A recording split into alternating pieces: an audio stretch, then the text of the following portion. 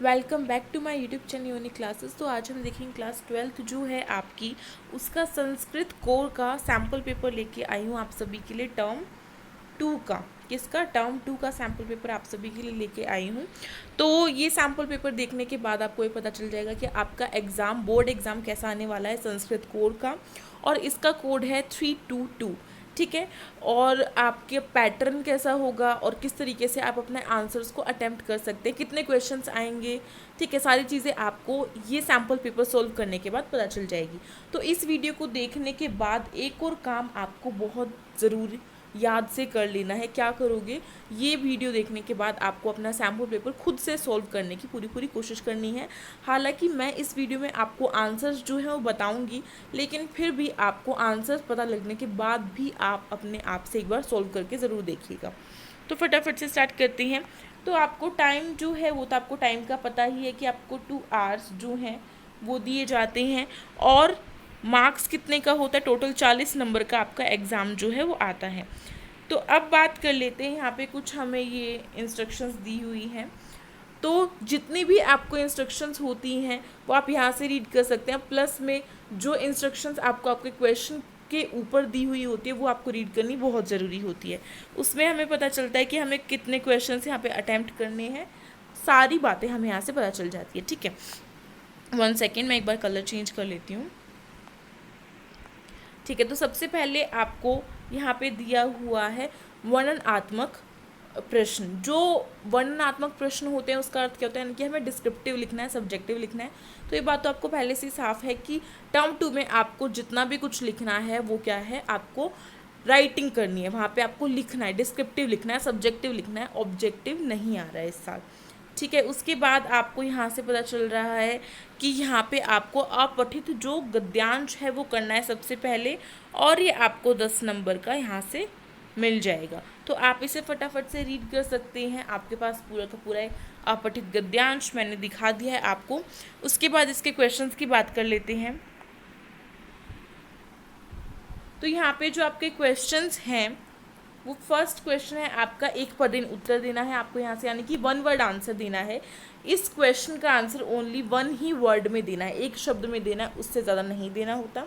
ये बात आपको पता होगी, अब आप बहुत बड़े हो चुके हैं, ठीक है। और इसमें आपको ओनली 4 क्वेश्चंस को अटेम्प्ट करना है, इस वाले क्वेश्चन में, एक पदेन उत्तर वाले में, ठीक है। और इन 4 क्वेश्चंस के आपको नंबर कितने मिलेंगे, 2 नंबर यहाँ से आपको मिल जाएंगे। 5 क्वेश्चन दिए हुए हैं, कोई भी क्वेश्चन आप छोड़ सकते हैं। उसके बाद नेक्स्ट है पूर्णतया वाक्य में आपको उत्तर देने हैं, पूर्ण वाक्यन उत्तरम, ठीक है। तो पूरे के पूरे जितने भी आपको अपना जो आंसर है वो आपके जितनी लाइन में आता है, मान लीजिए 2 लाइन में आ रहा है, 3 लाइन में आ रहा है, 4 लाइन में आ रहा है, तो उस तरीके से आपको अपना आंसर देना है, ठीक है। तो ये आपको यहाँ पे 2 क्वेश्चंस करने हैं, ओनली 3 आपको दिए हुए हैं, और यहाँ पे 2 क्वेश्चंस आपको 4 नंबर दिला देंगे। उसके बाद फिर है आपको इस गद्यांश के लिए एक क्या देना है, एक शीर्षक जो है वो बताना है, यानी कि एक सटीक शीर्षक। शीर्षक का अर्थ क्या होता है, जैसे कि ये गद्यांश किस चीज़ पर लिखा गया है, किस चीज़ पर बेस्ड है, वो चीज़ आपको लिखनी है। तो कोई भी एक छोटा सा सिंपल सा वर्ड लिख देना शीर्षक में, या फिर 2-3 शब्द भी लिख सकते हैं, लेकिन ज़्यादा लंबा मत लिखना, और ये आपको 1 नंबर दिलाएगा। उसके बाद है आपको यहाँ से ग्रामर वाला पोर्शन आ जाता है आपका संस्कृत में, थोड़ा बहुत इस गद्यांश के बेसिस पे ही कि इसमें क्या विशेषता है या इसमें क्या विलोम पद जो है वो क्या होगा इसका, इस तरीके से।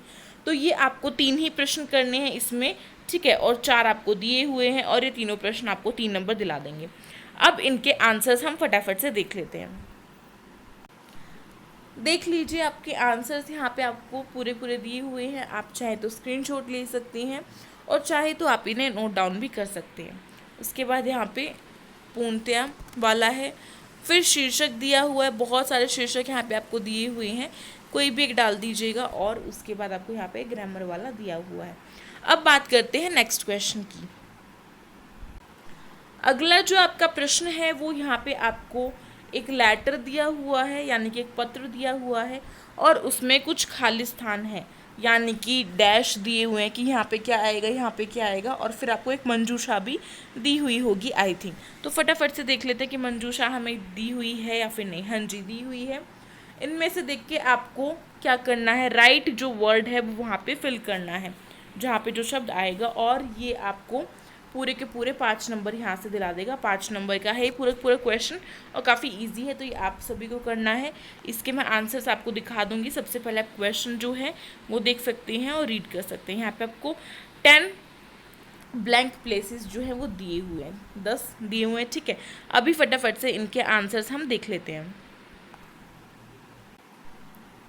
तो ये रहा आपका आंसर्स। यहाँ पे फर्स्ट वाले का ये है, फिर उसके बाद सेकंड का है आपका, फिर थर्ड का है, और फिर फोर्थ का है, फिफ्थ का है, सिक्स्थ का है, सेवन्थ का है, ठीक है। उसके बाद आपका एट्थ का है, नाइन्थ का है, एंड देन आपका 10th का है, ठीक है। तो फटाफट से इन सभी को आप नोट डाउन कर लीजिए। अब देखते हैं नेक्स्ट क्वेश्चन। नेक्स्ट आपका क्वेश्चन जो है, इसमें आपसे एक स्टोरी दी हुई है, यानी कि कथा दी हुई है, एक तरीके से कहानी, और उसमें भी आपको कुछ ब्लैंक जो प्लेस हैं वो दिए हुए, यानी कि यहाँ पे आपको फिलिंग द ब्लैंक्स वाला काम ही करना है। यानी कि दोबारा से यहाँ पे आपको एक मंजूषा गिवन होगी और आपको उससे देखकर आंसर्स जो हैं वो लिखने हैं। तो ये भी आपको 5 नंबर दिलाएगा पूरे के पूरे, और यहाँ पे आपको 10 जो शब्द यहाँ पे दिए हुए हैं वो आपको भरने हैं, ठीक है। फटाफट से मैं आपको इनके आंसर्स जो हैं वो दिखा देती हूँ। उससे पहले एक और काम करेंगे। उससे पहले देखो, इसी क्वेश्चन के अथवा में भी आपसे एक प्रश्न दिया हुआ है, यानी कि चॉइस दी हुई है।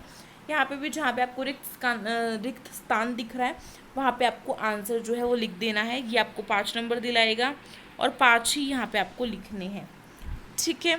देख लीजिए लास्ट 5 तक कंप्लीट क्वेश्चन।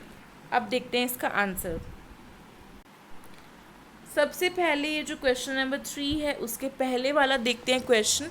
उसमें फर्स्ट आपका यहाँ पे आंसर है, सेकंड यहाँ पे, थर्ड यहाँ पे, फोर्थ यहाँ पे, फिफ्थ भी है, सिक्स्थ भी है, सेवन्थ भी है, उसके बाद आपका 8th भी है, 9th भी है और 10th भी है। कंप्लीट हो गया यहाँ से। फिर अथवा वाला भी देख लेते हैं फटाफट से। अथवा वाले आपके आंसर्स यहाँ पे आपको दिए हुए हैं।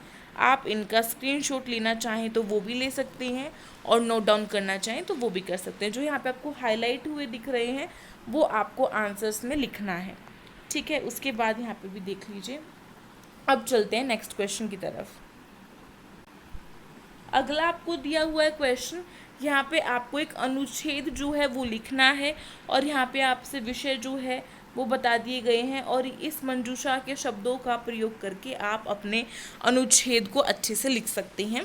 यहाँ पे सिंपली ये बोला गया है, और ये क्वेश्चन आपका 5 नंबर का है। तो ये तो जो स्टूडेंट्स होते हैं उन्हें खुद से करना होता है, ठीक है।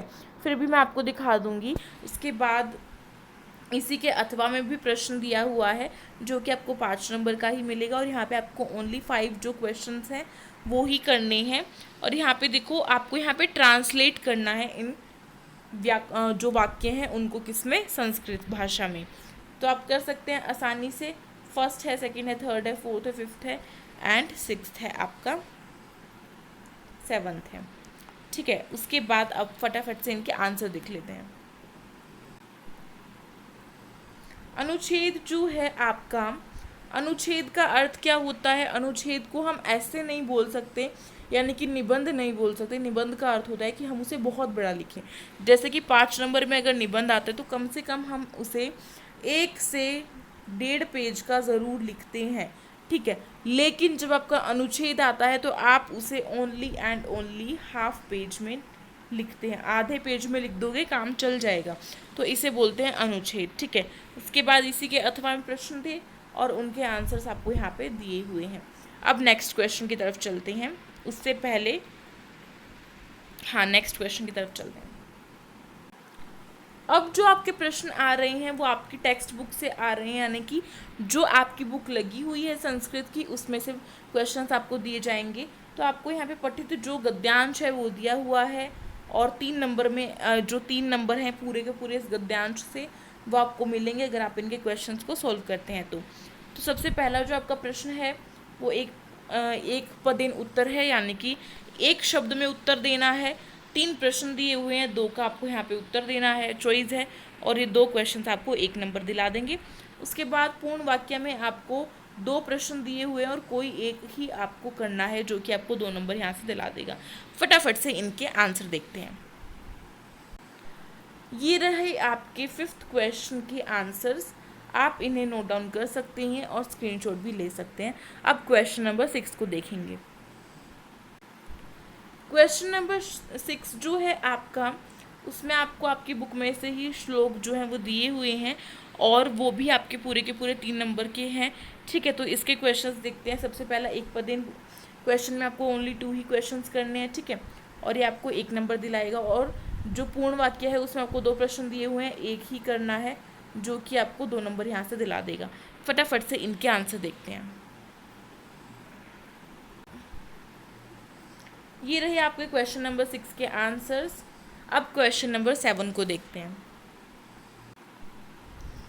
ये यहाँ पे आपको क्वेश्चन नंबर जो 7 है वो 3 नंबर में दिया हुआ है। ठीक है, और यहाँ पे आपसे आपके जो चैप्टर हैं उनमें से जो आपका नाटक होगा, स्टोरी होगी, उसमें से आपसे प्रश्न पूछे गए हैं। यहाँ पे डायलॉग्स दिए हुए हैं और उसके बाद आपसे क्वेश्चंस जो हैं पूछे गए हैं। तो फटाफट से देखते हैं। फर्स्ट क्वेश्चन आपका एक पदेन उत्तर है, सेकंड पूर्ण वाक्य में देना है, और एक पदेन उत्तर आपको जो है 2 क्वेश्चंस करने हैं। पूर्ण वाक्य आपको ओनली एक ही प्रश्न करना है। एक पदेन उत्तर आपको 1 नंबर दिलाएगा और जो ये पूर्ण वाक्य वाले हैं वो आपको 2 नंबर दिलाएंगे। तो फटाफट से अब इनके आंसर देखते हैं। ये रहे आपके क्वेश्चन नंबर 7 के आंसर्स। आप इनका स्क्रीनशॉट लेना चाहें तो ले सकते हैं। नेक्स्ट क्वेश्चन देखते हैं। देखिए हमारा नेक्स्ट क्वेश्चन क्वेश्चन नंबर 8 है, जिसमें आपको ये श्लोक दिए हुए हैं 2, और उसके बाद आपसे कुछ भावार्थ करने के लिए, यानी कि जो श्लोक हैं, ये जो पद हैं, इनका भावार्थ आपको करना है। ठीक है, इनका यानी कि इनकी व्याख्या करनी है, इनका मतलब समझाना है, इनका अर्थ समझाना है। तो उसमें पूरा नहीं समझाना है आपको, यहाँ पे कुछ यहाँ पे डैश दिया हुआ है, उसमें आपको फिल करना है बस मंजूषा में से देख के। तो इनके जो ये जो क्वेश्चन है क्वेश्चन नंबर 8, ये आपको 2 नंबर दिलाएगा। अब जल्दी से इसका आंसर देखते हैं। आंसर्स देखने से पहले इसके ही अथवा में प्रश्न दिया हुआ है, ये वाला और ये वाला। ठीक है, तो ये भी आपको सॉल्व करना है और यहाँ पे आपसे 2 नंबर आपको यहाँ से मिल जाएंगे। तो अभी इनके हम आंसर्स जो हैं वो देखेंगे। तो जो आपका 8वां प्रश्न था उसका भावार्थ वाला ये है पोर्शन। ठीक है, और इसके अथवा में ही आपसे प्रश्न दिया हुआ था, उसका आपको यहाँ पे मिल जाएगा आंसर, ये रहा। अब देखते हैं क्वेश्चन नंबर 9, और क्वेश्चन नंबर 9 देखने से पहले आपको मैं इसके आंसर्स जो है ना वो दिखा देती हूँ। क्वेश्चन नंबर 9 में भी आपको फिलिंग द ब्लैंक्स दिया हुआ है, और ये रहा first, second, third and fourth. ठीक है, काम चल गया। यहाँ से क्वेश्चन भी यही है, आंसर भी यही है, और ये आपको 2 नंबर दिलाएगा। अब फटाफट से देखते हैं क्वेश्चन नंबर 10 को। देखिए यहाँ पे आपको क्वेश्चन नंबर 9 की मंजूषा भी दिखाई दे रही होगी। अब क्वेश्चन नंबर 10 यानी कि जो आपका आखिरी प्रश्न है आपके सैम्पल पेपर का, वो रहा। इसमें आपको मैचिंग करनी है। ठीक है, और ये आपको 2 नंबर दिलाएगा। तो अभी इसका आंसर मैं आपको दिखा देती हूँ। ये रहा आपका क्वेश्चन नंबर 10 का आंसर। एंड आई होप आपको सैम्पल पेपर बहुत अच्छे समझ में आ गया होगा। एग्ज़ाम पैटर्न कैसा आने वाला है आपके बोर्ड के एग्ज़ाम में वो भी क्लियर हो गई होगी बात। और सैम्पल पेपर मुझे तो काफ़ी इजी लग रहा है देखने में। आप सभी को कैसा लगा वो आप मुझे कमेंट बॉक्स में कमेंट करके बता सकती हैं। एंड मुझे सपोर्ट करने के लिए एक छोटी सी लाइक कर सकती हैं, और ये सैम्पल पेपर अपने फ्रेंड्स में शेयर कर सकते हैं, ताकि वो भी एग्ज़ाम से पहले जो है अपनी संस्कृत की प्रिपरेशन अच्छे से करके जाएं। क्योंकि संस्कृत जो है वो ऐसा सब्जेक्ट है जिससे आप जो नंबर हैं वो बहुत अच्छे ला सकते हैं। ठीक है, कहूँ तो 90% तक भी आपके जो मार्क्स हैं वो बढ़ सकते हैं अगर आपके संस्कृत में क्या है 100 आउट ऑफ 100 आ जाते हैं तो। लेकिन बाकी सारे सब्जेक्ट्स में भी पास होना कंपलसरी होता है, ये बात तो सभी को पता है। तो अब मिलेंगे एक न्यू वीडियो के साथ, तब तक के लिए thank you so much for watching this video.